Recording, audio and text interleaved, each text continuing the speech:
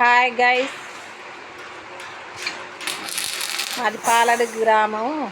మా గ్రామంలో కోతులు బెడద ఎక్కువగా ఉంటానా. ప్రతి ఇంటికి ఇలా బిల్లులు పెట్టిస్తున్నా.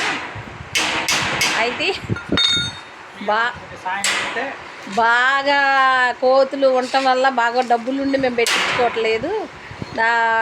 ఇరుకులు ఇబ్బందులు ఆ కోతులతో పడలేక ఇంట్లో ఏది ఉంటుంది ఎత్తుకొని పోతున్నాయి, ఆడవాళ్ళని గరుస్తుంది.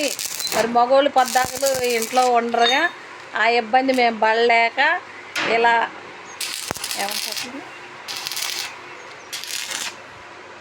దీన్ని ఏమంటారు మెస్సులు పెట్టించుకుంటున్నాం ప్రతి ఒక్క ఇంటికి.